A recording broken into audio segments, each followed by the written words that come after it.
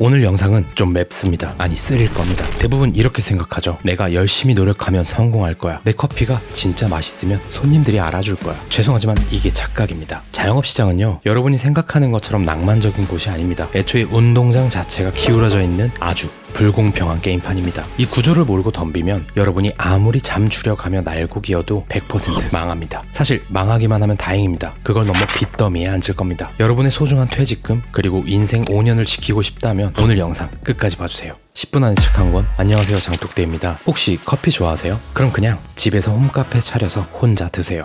장사할 생각 하지 마시고요. 오늘 15분 동안 왜 자영업이 지옥일 수밖에 없는지, 그리고 기어코 이 지옥불 속으로 뛰어들겠다면 도대체 어떻게 해야 살아남을 수 있는지 그 생존 공략집을 낱낱이 털어놓겠습니다. 많은 예비 사장님들이 창업 준비할 때 제일 먼저 하는 게 뭔지 아세요? 잘 될 상상을 합니다. 당연한 얘기죠. 어느 누가 안 될 상상으로 창업하겠습니까? 바리스타 자격증을 따고 제빵 기술도 배웁니다. 심지어 유명한 커피 장인을 찾아가서 몇 달씩 비법을 전수받아옵니다. 그리곤 이렇게 생각하죠.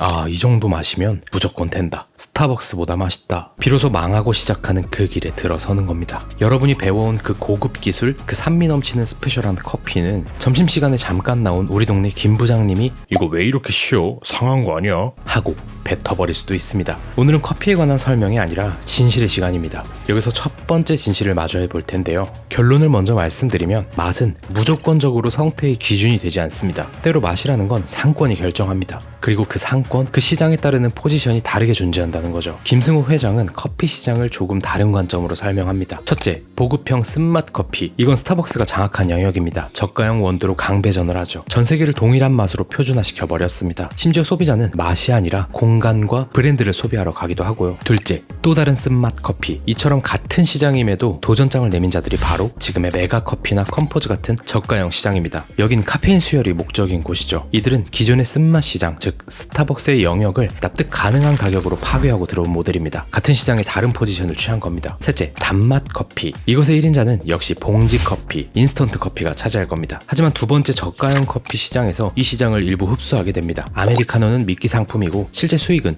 조리퐁 라떼, 스무디, 프라페 같은 극도의 단맛 음료에서 많이 나오는 거죠. 즉 쓴맛의 저가화로 사람을 모으고 수익성을 가진 단맛까지 파는 하이브리드 형태의 포지션인 거죠. 셋째, 신맛 커피. 이게 바로 커피 고수들의 영역, 맛으로 승부하는 시장입니다. 강릉의 커피 골목에 있는 매장들이 바로 이 신맛 커피의 영역이죠. 넷째, 방금 볶음 맛 커피. 블루보틀 같은 곳이죠. 이것도 어려운 시장입니다. 어려운 이유는 맛의 싸움이 아니라 시간과의 싸움이라 그렇습니다. 방금 볶았다 라는 것 자체가 대기업이 물류로 해결할 수 없는 오직 부지런한 개미들만 할 수 있는 유일한 틈새인데 여러분이 그 정도로 부지런할 수 있냐는 거죠. 그렇게 블루보틀 매장이 스타벅스의 매장에 비해 본물 터지듯 생기지 못하는 이유일 겁니다. 그런데 지금 시장을 보면 이디야 같은 중간 포지션의 매장들이 예전만큼 힘을 못 쓰고 있습니다. 커피가 맛이 없어서일까요? 아닙니다. 개인적인 의견입니다만 저가 커피와 고가 커피 사이에서 포지션이 애매해졌기 때문 아닐까요? 그러나 이디야는 우리가 걱정할 대목이 아니죠. 걱정할 대상은 바로 여러분입니다. 여러분의 가게가 망하는 이유가 이와 같습니다. 상권은 2,000원짜리 싼 커피를 원하고 있는데 여러분 혼자 장인 정신을 발휘해서 7,000원짜리 핸드드립을 팔고 있는 겁니다. 우리는 고급 원두니까, 우리는 실력이 있으니까. 애석하게도 망하는 이유 중 대부분 실력이 없어서는 오히려 드뭅니다. 번지수를 잘못 찾은 거죠. 내가 팔고 싶은 걸 팔지 말라는 말 들어보신 적 있으세요? 그 상권이 원하는 걸 팔아야 합니다. 그걸 인정하지 못하면 여러분의 그 훌륭한 커피는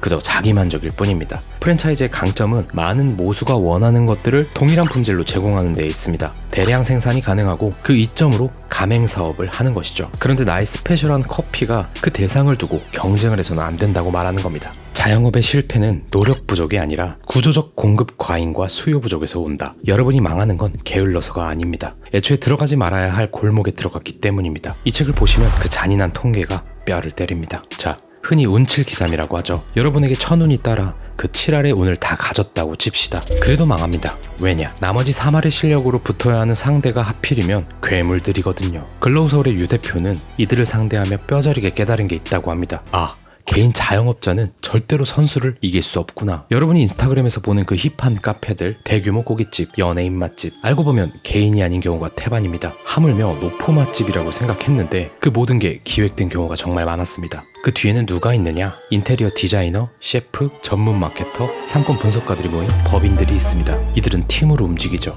개인 사장님이 새벽 4시 5시에 일어나 눈을 비비며 재료 손질하고 밤 11시까지 설거지하다 녹초가 돼서 잠들 때 그들은 무엇을 하는지 아십니까? 사무실에서 데이터를 분석하고 다음 시즌 메뉴로 기획하고 A급 인플루언서를 섭외합니다. 저도 해봤습니다. 남들 잘 때 새벽 시장 나가서 더 좋은 재료 찾으러 뛰어다녔고 휴일도 반납하고 몸을 갈아 넣었습니다. 진심은 통한다 믿었으니까요. 그런데 정말 힘들더라고요. 몸만 망가집니다. 그러니까 여러분이 지금 맨주먹 하나, 노력 하나 믿고 링 위에 올라갔는데 상대방은 기관총을 들고 방탄조끼 입고 정찰 드론까지 띄운 특수부대라는 겁니다. 너무 불공평한 거 아니야? 제가 그래서 처음에 말씀드렸잖아요. 자영업은 원래 불공평합니다. 자본주의 시장에서 공평함을 기대하셨다면 경기도 오산입니다. 제가 집에서 커피나 타 드시라고 했던 이유가 바로 이겁니다. 이 기울어진 운동장을 인정하는 것, 그게 생존의 시작입니다. 이 특수부대들이 만든 F&B 트렌드, 그중에는 가짜도 있습니다. 수요가 있어서 생긴 게 아니라 공급자가 돈 벌려고 인위적으로 만들어낸 공급주도형 유행이 있다는 거죠. 그래서 수명이 짧습니다. 대표적인 게 탕후루죠. 정말 궁금해서 그러는데 그 많던 탕후루 가게들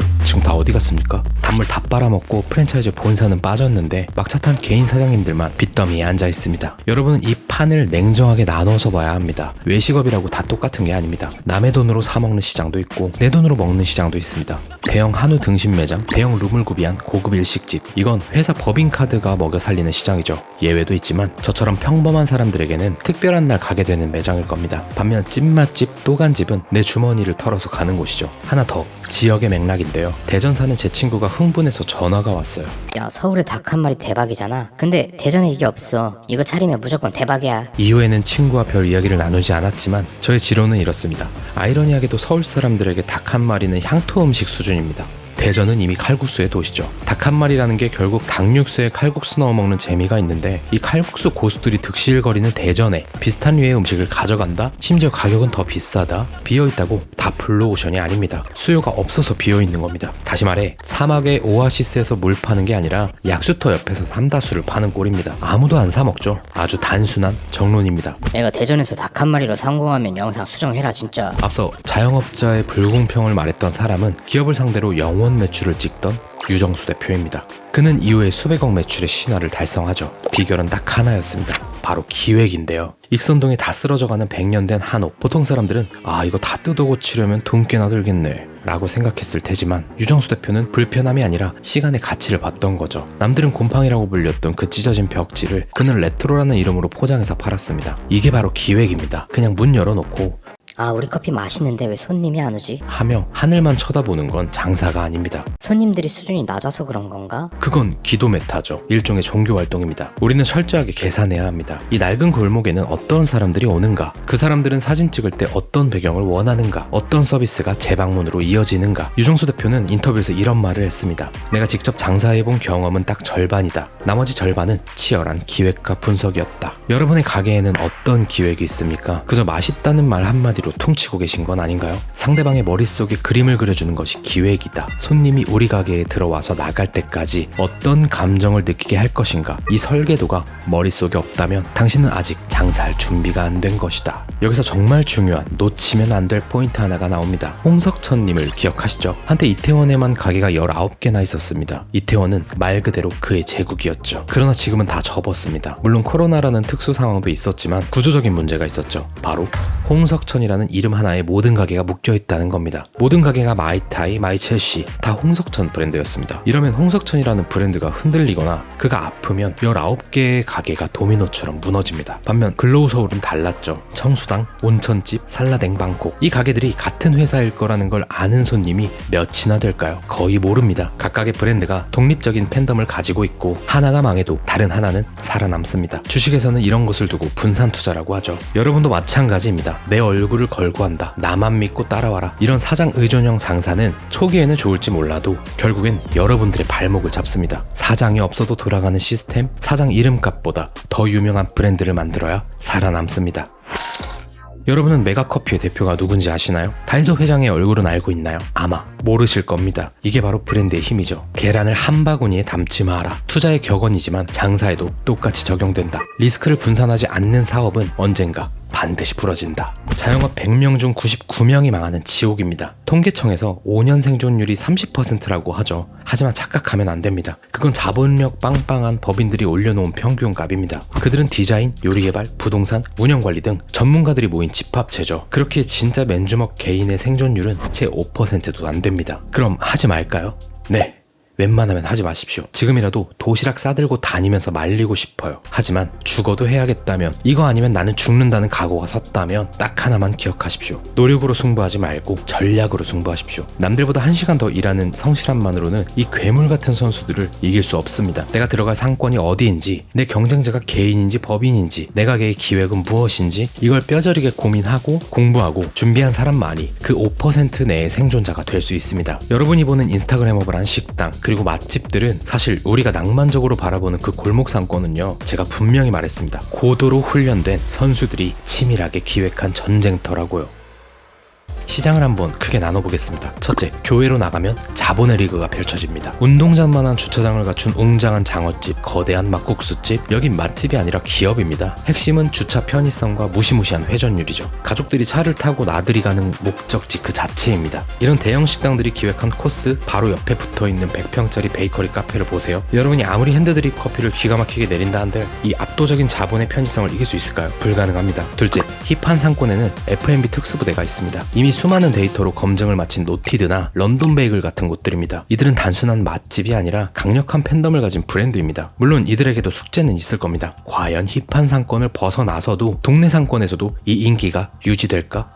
그건 그들에게도 새로운 도전이자 리스크일 거예요. 자, 그럼 결론이 나옵니다. 여러분이 이들과 싸워서 이길 자신이 없다면 최소한 그들이 없는 동네는 어디인지, 그들이 못 들어오는 틈새가 어디인지는 파악해야 할 것이며, 특수한 상권은 아니더라도 소비자가 원하는 것과 내가 판매할 수 있는 상품의 퍼즐이 맞는지 알아야 할 겁니다. 상대가 헤비급 챔피언인지 기관총을 든 특수부대인지 그들의 체급과 종목을 확실하게 파악하는 것, 여러분의 전략은 바로 그 지점에서 시작되어야 합니다. 인테리어 견적서는 찢어버리고 메뉴 기획도 하지 마세요. 지금 여러분에게 필요한 건 커피를 내리는 손기술이 아니라 시장을 읽어내는 눈입니다. 원두의 고소한 향을 맡기 전에 냉정한 돈의 냄새부터 맡을 줄 알아야 합니다. 다시 말해 핵심은 아이템이 아니라 주제입니다. 디자인을 볼 게 아니라 왜 잘 되는지 혹은 왜 안 되는지를 봐야 합니다. 방문 당시 고객 수를 보는 게 아니라 고객 유형과 구매 패턴을 봐야 합니다. 얼마나 인사를 잘하는지 보는 게 아니라 잘 되는 곳의 서비스 동선을 봐야 합니다. 입구, 간판, 음식 비주얼이요? 그런 건 방구석에서 인스타그램 검색만 해도 고화질로 널렸습니다. 그거 확인하러 가는 건 무지함을 증명하는 시간 낭비인 셈입니다. 현장에 갔다면 딱 하나만 보세요. 매장 문을 열고 들어가는 순간부터 나가는 순간까지 손님의 시선이 어디에 머물고 어디로 흘러가는가, 이 자연스러운 흐름을 관찰하는 것, 그게 100번의 검색보다 훨씬 값진 공부가 될 겁니다. 오프라인뿐 아니라 온라인도 마찬가지죠. 여기도 치밀한 전략가들의 전쟁터입니다. 우리가 흔히 고급 식당, 가족과의 행복한 시간을 업로드할 용도로 SNS를 사용하고 좋은 정보를 얻을 수단으로 이용할 때, 그들은 SNS를 통해 성과를 내는 콘텐츠를 제작하고 심리 모델을 중심으로 고객 마음을 움직이는 시나리오를 만듭니다. 여러분을 주인공으로 이미 세팅한 시나리오이기 때문에 여러분은 이거 난데? 이거 필요했는데? 예를 들어 그것이 호텔이라면 그것을 배우자에게 공유하게 됩니다. 어쩌다 괜찮은 명언을 보더라도 내 배우자에게 공유하게 됩니다. 그럼 자연스럽게 우리의 배우자는 그 호텔을 구경하다가 예약 링크를 누르기도 하고, 명언을 보며 맞아 이거지 하면서 콘텐츠 끝자락에 이 문구가 인용된 책을 구매하게 됩니다. 어쩌다 내가 필요한, 정말 소비하고 싶었던 콘텐츠를 발견한 게 아니라는 거죠. 공급과 수요, 정교한 데이터, 광고 단가와 추산 행동률을 토대로 여러분은 이미 그 시나리오의 출연진이었던 겁니다. 오늘 영상은 아메리카노보다 더 썼을지도 모릅니다. 하지만 이 쓴맛이 나중에 여러분이 흘릴 피눈물보다는 달콤할 겁니다. 오늘의 영상 마치겠습니다. 무딘 칼은 주인의 손을 베지만, 잘 갈린 칼은 매섭지만 나를 베지 않는다. 지금 당신이 겪는 그 거친 상황들은 당신을 상처 입히려는 게 아니라 당신을 날카롭게 갈고 있는 중이다. 숫돌이 거칠다고 불평하지 마라. 그 마찰이 끝나면 너는 무엇이든 뵐 수 있다. 俺には野望がある。世界一の剣豪になることだ。